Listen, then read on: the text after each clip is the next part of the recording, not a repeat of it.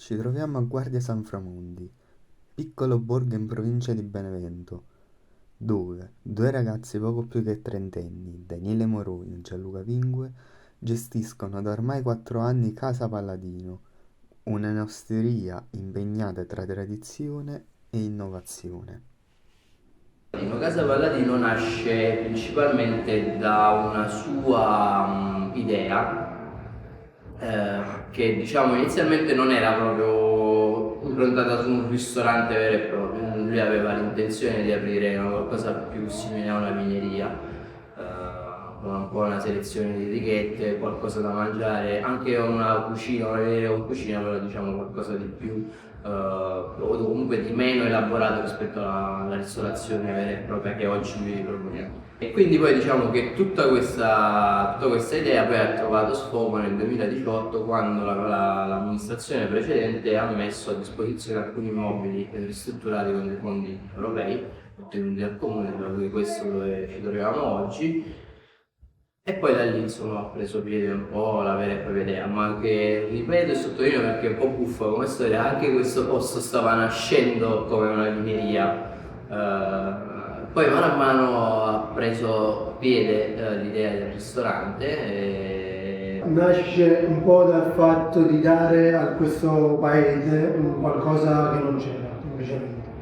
Non c'era una vineria, appunto, come Daniele stava raccontando, non c'era un ristorante fatto in questo modo qua, e quindi questa assenza di un punto di riferimento per una gastronomia nuova che stava nascendo anche un po' in tutta Italia, ci ha spinti insomma a fare qualcosa di differente rispetto a quello che già fosse presente, come pizzerie, pub, qualcosa che mancava insomma. Quindi che cosa manca? Manca questo ramo della ristorazione, proviamo a farlo nel nostro paese, dove siamo tornati.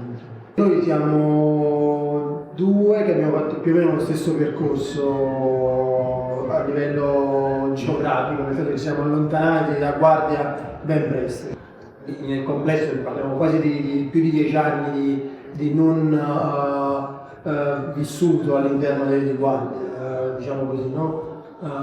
Proprio dal punto di vista sociale. Forse per poi tornare dopo l'università alle nostre radici, alle nostre origini, diciamo così. Un po' per sbocchi lavorativi, come ci vuole appunto, perché è nato il progetto Casa Palladino, e quindi per forza di cose dovevamo tornarci, ci piaceva questa idea di tornare e di dare qualcosa al posto. Ti parlo, per me è un fatto di passione, cioè è un rapporto passionale che ho con questo paese, un po' un amore e odio, dico la verità. Amore e odio perché vedo tanto potenziale, tanta capacità di fare le cose, di farle bene, non sempre con i risultati ottimali.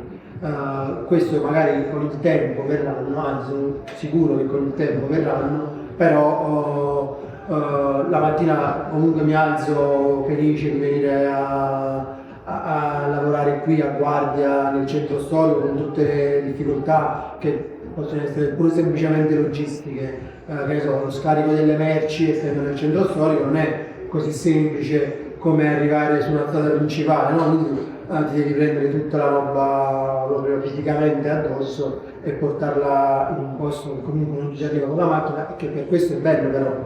No, io sicuramente la penso come Gianluca, forse ho in questi anni di attività maturato anche un pensiero un pochino, forse non dico megalomane, però lo so, secondo me noi portiamo avanti una battaglia, ragazzi, cioè nel senso stiamo cercando di dimostrare a questo posto che le cose si possono fare, un po' quello che diceva Gianluca, cioè nel senso qua c'è potenziale, però non è che lo voglio dimostrare per amor proprio nei miei confronti, cioè lo vogliamo dimostrare perché effettivamente Guardia sta vivendo un momento triste. Perciò dico, noi da una parte se noi portiamo avanti un po' questa battaglia, nel senso che perché poi i risultati li abbiamo ottenuti, le soddisfazioni ci sono, quindi c'è un contrappeso giusto fondamentalmente e vanno anche accesi i fari su certe cose, ma ripeto, ma non perché questa è la nostra attività in generale, cioè io premio chiunque altro oggi decida di aprire una cosa, c'è il professore con ben venga un altro ristorante, ben venga qualcosa di simile a noi, proprio perché c'è bisogno di riaccendere il territorio sotto questo punto di vista. I menù quindi si sono sempre basati dal primo giorno su questo concetto. Rispettare la stagionalità, comprare ingredienti di stagione, comprarli il più vicino possibile, quindi una sorta di chilometro zero. Fortunatamente qui siamo in un territorio dove oltre alla grande coltivazione di uva e di olive qualcuno mette anche ortaggi, quindi se si vanno a ricercare dei piccoli produttori anche nel semplice mercato della Coldiretti che si fa una volta a settimana nei paesi qua vicini, insomma si riesce a farlo. E noi a volte ci facciamo anche i nostri sottoli, periodo estivo, il periodo quando è tempo di cime di rapa, faccio un esempio, facciamo i barattoli per poi usarli durante l'anno, quindi faceva poi come si fa ancora. Sfortunatamente si sta un po' perdendo questa tradizione. Però i miei nonni e le mie nonne l'hanno sempre fatto, si facevano i barattoli di verdure di stagione, in quella stagione in cui appunto c'erano, per poi conservarli durante il resto dell'anno. Queste cose qua noi le continuiamo a fare anche appunto per non estremizzare troppo il concetto, cioè il broccolo sott'olio, la cima di rapa sott'olio la trovi anche in un periodo magari in cui non c'è fresca, ma appunto l'ho presa magari quando era al suo massimo dell'espressione e l'ho conservato. I fornitori nostri sono prima di tutto clienti, perché la maggior parte di loro poi sono io cliente loro e loro sono clienti nostri praticamente. La maggior parte di loro sono piccoli fornitori. Per quanto riguarda soprattutto salumi e formaggi abbiamo fatto proprio un discorso di amicizia quasi, di fiducia reciproca con chi mi sta dando. Tant'è vero che i nostri taglieri che abbiamo anche inserito in carta nel menù sono tutti forniti, salumi e formaggi sono tutti forniti da aziende locali. Io posso andare nell'azienda, vedere gli animali che poi saranno consumati all'interno del ristorante, guardare le coltivazioni, parlare semplicemente con il produttore che me ne fa assaggiare, mi fa capire perché sta fatto in un modo, perché magari un mete quel prodotto è in un modo, il mete successivo in quell'altro, proprio perché segue la natura, insomma.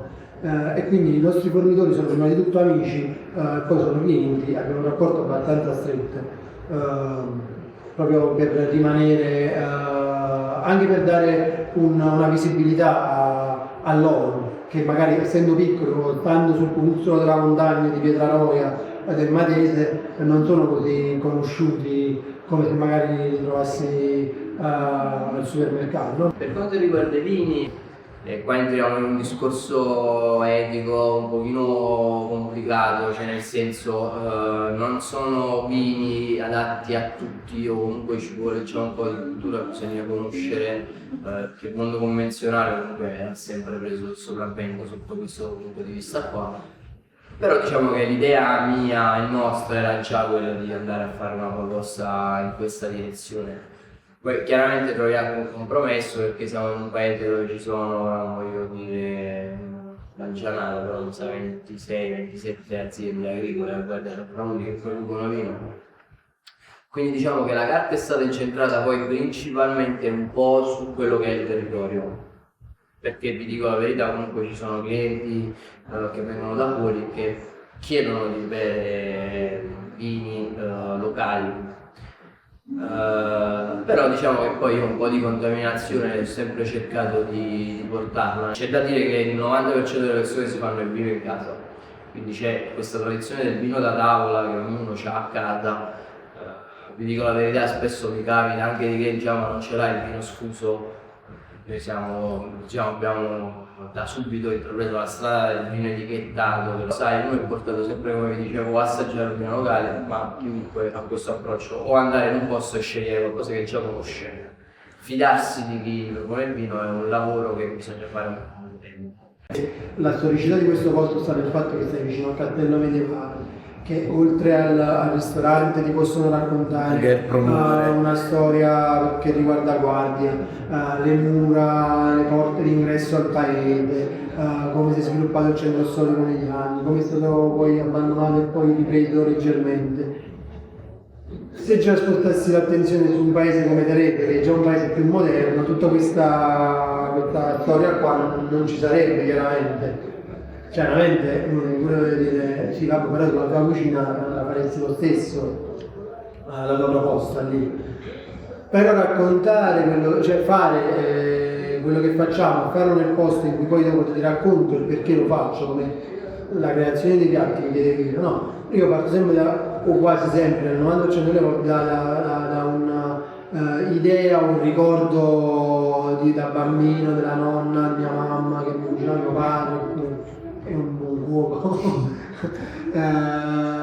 E poi la sviluppo in quel senso là. Quasi tutti i nostri piatti sono concettualmente legati alla storia mia personale, ma un po' del territorio che Guardia o comunque zone interne della Campania. Faccio un esempio: gnocchi, fave, pecorine e pancetta. Detti così, ci abbiamo mangiato tutti le nostre case, insomma, la pancetta con le fave e il pecorino, anche mangiata singolarmente così a tavola alla fine del pasto. E io la reinterpreto in maniera moderna, rimanendo però sempre come gusto, cioè se tu chiudi gli occhi non stai guardando quello che ti mangi e prendi un cucchiaio, pare che stai mangiando quel piatto là. Non c'è un vero e proprio piatto a cui sono legato. Posso sicuramente dire però che le paste che facciamo noi fatte a mano, quindi la patta ripiena o lo gnocco di patate, sono quelle che mi piacciono di più. Piacciono di più non solo a me, abbiamo anche un ottimo riscontro da parte dei clienti.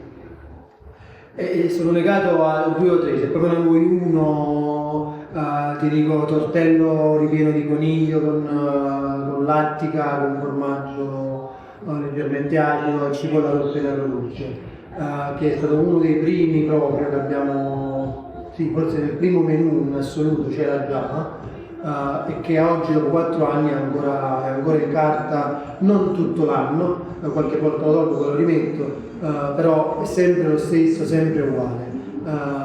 Un po' perché piace a me sinceramente come mangiarlo, e un po' perché la gente, insomma, il cliente l'ha apprezzato, me l'hanno sempre richiesto. Addirittura racconto un piccolo aneddoto: c'era stato durante il Covid un ragazzo, che è un nostro cliente che fa il dentista a Roma, sentiva la mancanza di questi tortelli praticamente. Siccome viene spesso a mangiare, perché sempre questi tortelli si andava fissato, gliel'ho dovuti fare per portarseli a Roma. Mi ha chiesto proprio: Angelo, per favore, pure che sei chiusa, se hai la possibilità me li fai 4-5 kg, io ti ripago chiaramente il lavoro, tutto quello che vuoi, io me li congelo, me li porto a Roma e me li mangio piano, perché non so quanto tempo stai ancora chiuso col Covid, e glieli ho fatti. Sono venuto qua, ho recuperato i conigli da un piccolo contadino, anche in questo caso.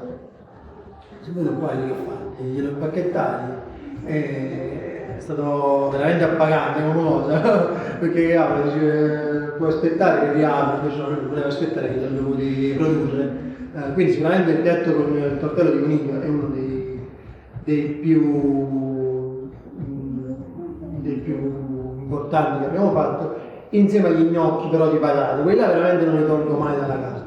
Abbiamo avuto le patate di Pietraroia, quindi un paese qua vicino in montagna, in altura, che fa un piccolissimo produttore, infatti me ne conferma sempre, perché sono eccezionali e sono adatte a farci gli gnocchi perché hanno poca acqua, quindi l'impasto viene bello asciutto, il gnocco viene calloso, non viene quella cosa diciamo morbida che ti spappola.